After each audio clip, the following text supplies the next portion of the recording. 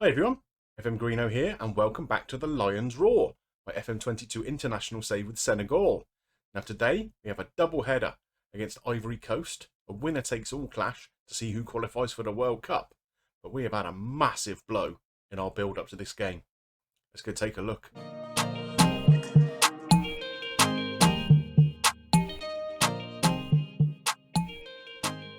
So we're looking at Sadio Mane, the man who has decided to retire from international football age 29.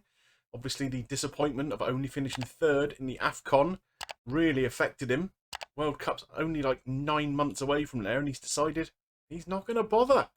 So yeah, if we can get through this tie against the Ivory Coast, I'm going to be badgering him all summer to try and change that decision. But as things stand, we have to do it without our best player. So what does this mean for us, Sadio Mane's retirement? Well, we've had to jiggle things around in the attacking midfield, that's for sure. So Ismaila Sarr comes out onto the left-hand side. Diatta shuffles across into this attacking midfield role. And rather than being a shadow striker like Mane was, we're going to use him as an advanced playmaker. And then we've got Niang, who we did use as our third choice striker in the AFCON. He's going to come in and play on the right. Dia, who is our first choice striker, is back and available. One other big miss we've got in the team today is at left back. Our first choice, Ballo Touré, he's unavailable. So Koli comes in. We've seen him before. Now, there are a couple of new players in the squad. So we have Kuma Babakar here. He is a 29-year-old. Played a couple of times in the past. He's just about to move to Wolves. He gives us a decent-ish option up front. Plus, he can play in a couple of other attacking midfield positions. You'll remember we were a bit thin on the ground in those in the AFCON. And we've brought a youngster into the side here, or into the squad anyway. Abdallah Sima, he's at Stoke on loan from Brighton. Again, he's already made a couple of appearances. Plenty of potential. There are definitely holes in his technicals and his mentals. But he's only 20 and his physicals are already really good. So I think there's a good player in here over the next 2 or 3 seasons. Someone we can definitely integrate into the squad. Anyway, today we're at home against Ivory Coast in the first leg. Let's go see how we get on.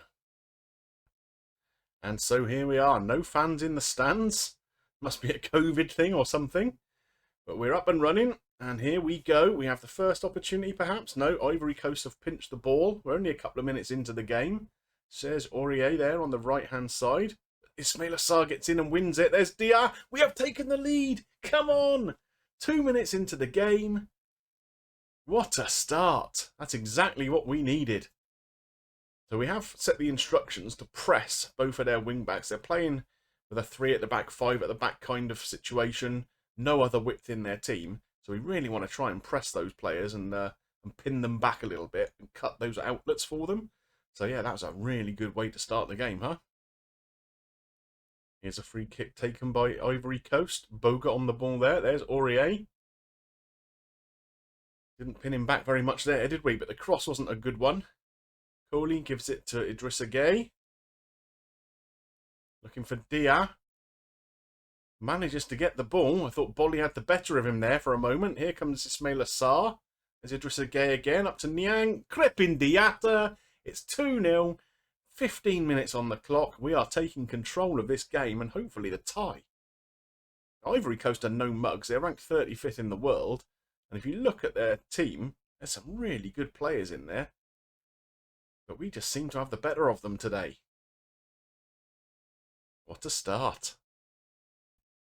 So we're coming up towards half-time now. We still have that 2-goal advantage. No highlights to report at all since we scored that second goal. I don't mind that particularly. So overall, you can see we definitely had the better of it here. And in terms of the stats here, our average rating of every player is better. Generally speaking, we've just been a little bit better all over the park. So I think we can go in and give them a bit of praise at half-time, that's for sure. I'm pleased we've created loads and the scoreboard reflects that. There we are, look at that, a sea of green.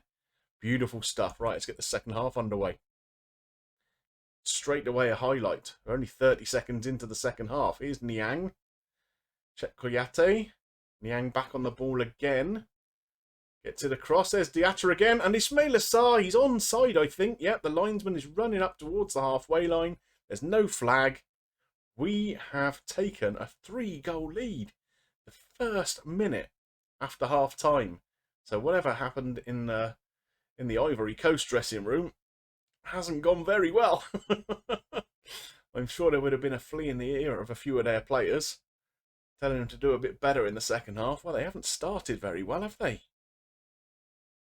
And here we go. We have a goal kick. Koulibaly on the ball. Acres of space. Finds Wage overlapping on the right-hand side there. Back to Niang. Here's Crepin Diatta in that playmaker kind of role. He's given the ball away, but we're pressing again in that fullback area as per the instructions, which is good. And here's Niang on the ball again. Is he going to beat his man? He's not, but he's been fouled, and that guy's already on a yellow card. And that's going to be a second yellow. Ivory Coast down to 10 men. So we've reached the 73rd minute. It's time to make some changes. 3 substitutions I'm going to make all together here. As you can see, Ismail Assar has picked up a little bit of a knock, so we're taking him out. Also, Crepin Diatta, very, very tired, and Idrissa Gueye is getting that way. They've been replaced by Saivet on the left-hand side there. The new guy, Kuma Babakar, he comes in. First game he's played under me. And in midfield, my old favourite, Mamadou Koulibaly. So we'll confirm the subs there, get back out, just over 15 minutes to go. Hopefully we're just going to play this out and be able to take a really strong advantage to the Ivory Coast in the next leg. Not much happening. We've only got 5 minutes left to go now. As I said, we're just playing out the time by the looks of it. So very, very happy with that. Well, there is a last opportunity here for them, though they've pulled one back. Right at the death. That could be a vital goal, couldn't it, in the tie? Very straight kind of free kick. Didn't have to be great movement, and Delhi just tapped it home. Well, that puts a slightly different complexion on things, but overall, I'm still pretty pleased with a 3-1 win. And so we're straight off for the second leg now. It's only 3 days later. Now, Ismail Assar, that little knock he picked up, he's recovered from, but he's been left very, very tired. And so is Crepin Diatta, actually. So both of them I'm going to drop down to the bench for today's game. And the 2 new guys that came into the squad is Babakar, who we saw make his debut right at the end of the last game, and young Sima are going to come into the starting 11. We've had to make one change in midfield too. As you can see right down here at the bottom, Cheick Kouyaté is suspended for this game. Too many yellows accumulated. So Alfred Ndiaye is going to come in for him. Other than that, we're going with the same lineup we used in the last game. We do have a few tired legs out there, like Koulibaly, for example, Idrissa Gueye, Niang. So we're going to have to manage them a little bit during the game. But hopefully, they'll be fit enough to get the job done. Let's go. And so here we are in the Ivory Coast. Again, no fans, obviously. COVID must be sweeping across that part of Africa right now. Everyone's banned from going to the stadium. Pretty uneventful start to the game so far. You can see here Ivory Coast lining up with a very similar formation to what they used in the last game, just with a few personnel changes. I guess there's some tired legs in their squad too. Here's the first opportunity for us. It's headed clear. Young Sima on the ball now. Let's see what he can do. Finds Ndiaye into Koulibaly. There's Sima. Out to Kohli. He's our left back, so I'd like him to get back over there, if at all possible. Here's a little bit of an opportunity for Niang. No, he checks back. Babakar goes back to Diallo, all the way back towards halfway, where Idrissa Gueye is kind of holding the fort. Here's Babakar coming out to the left flank. Good ball in, and there's Dia. Oh, he's hit the woodwork, and it's hacked clear. But here we come again, down the right-hand side, and there's Wage on the ball. Checks back for Sima. Let's see what he can do. Gives it back to Wage. Good ball in. Here's Niang. Finds Kohli. Good save by the Ivory Coast keeper there. Shovels it wide for a corner. Kohli to take. And it's headed clear. Sebastian Aller there on the near post. He's a big, tall lad, isn't he? So no surprise he's winning those kind of balls. So coming up towards half-time now. There's one opportunity here.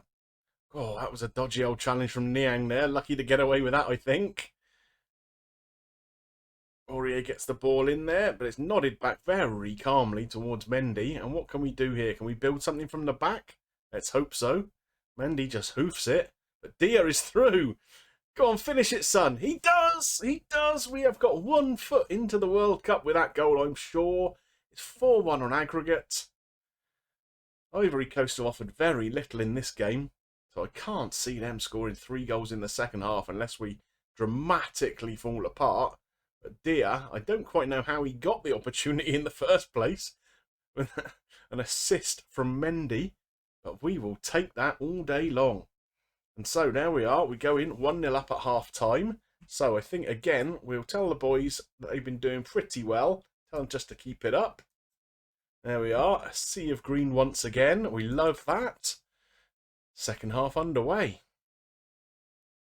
Here come the Ivory Coast. They will throw in on the left-hand side there, taken by Cornet. Is he going to have a pop from here? He is. Oh, that was just flashed wide, that one, didn't it? Good effort. Just over 65 minutes gone. It's time to make some changes. As you can see here, very, very tired legs kicking in from some of those players. We expected them, to be honest. So we have brought on Mbodj in place of Koulibaly at the back. We've brought on Nampalys Mendy in the middle of midfield in place of Idrissa Gueye. And on the left-hand side, Henri Saivet is in place of Niang. So we'll confirm those subs and get the last 25 minutes or so underway. Here's Wagué with a throw-in. Babacar makes a crossing opportunity there. It's a bit long though, but Dia runs out and rescues it. Aurier already on a yellow card, and for the second consecutive match, Ivory Coast are going to finish with 10 men. They really could do without that, given the match situation, to be honest. Oh, and we almost pinched another one there. Straight away, though, here's their goal kick. They've got an opportunity here. There's Gervinho. He's as old as the hills, surely, but he's finished that very nicely. Makes it one apiece. I've dropped the mentality back to cautious now, so we should be kind of dealing with this a little bit better than we have. But Gervinho, yeah, he showed a good touch of pace there for a man. Got to be in his mid to late 30s, you'd think. Hopefully, we don't have to worry about too much in this last 10 minutes or so. It's been a very even game if you look at the stats. Overall, I think over the two legs, we've probably been the better side. But there's an opportunity here with just a couple of minutes to go.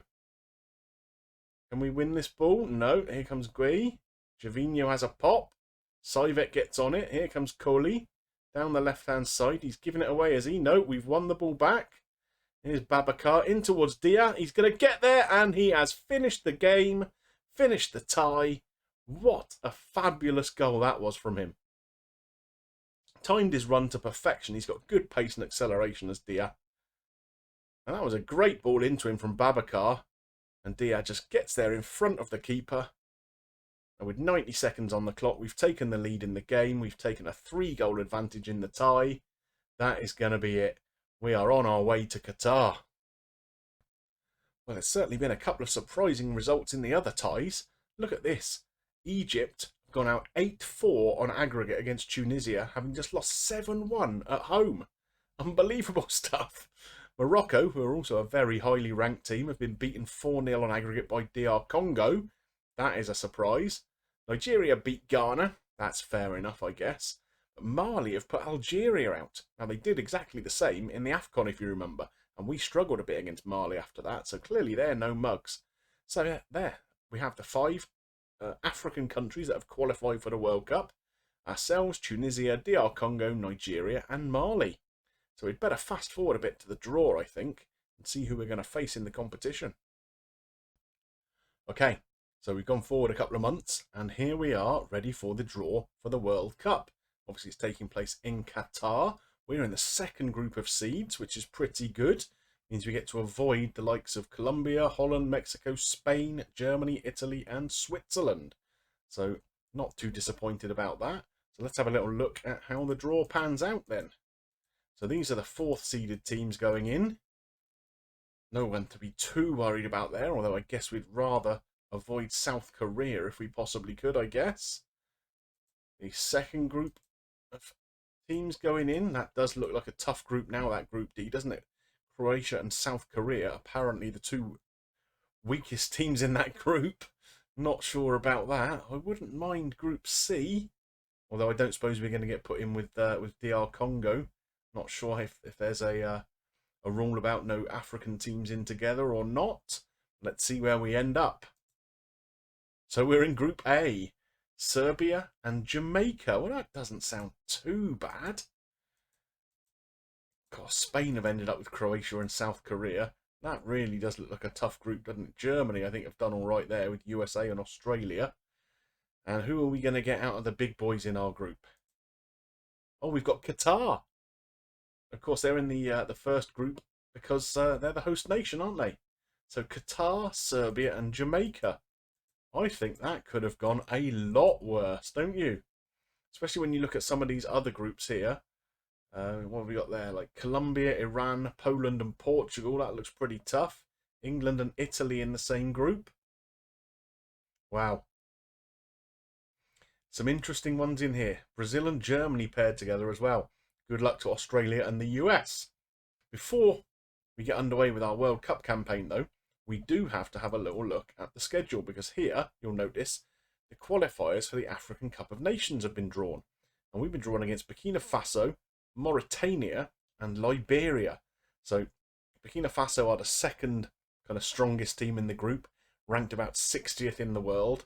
So, yeah, I think we ought to be getting through that relatively easily, but we'll wait and see. Anyway, I hope you enjoyed today's episode. I'm pleased that we've managed to get through to the World Cup finals in Qatar later in the year, and I'm very, very pleased with the draw we've been given, it has to be said. Pretty positive about our chances of getting out of that group. If you enjoyed today's episode, please drop a like on there for me and help me get seen by more people, of course. If you've got any comments about today's episode, the draw we got for the World Cup, the draw we got here for the AFCON, please drop them into the comments section below. And of course, if you're not yet subscribed to the channel, you know what to do. Click on that button and ding the little bell for notifications, and come and hop on the Greenobus. There's plenty of room for you all. Just remains for me to thank you for watching, and next time I see you will probably be the start of the World Cup. Bye for now.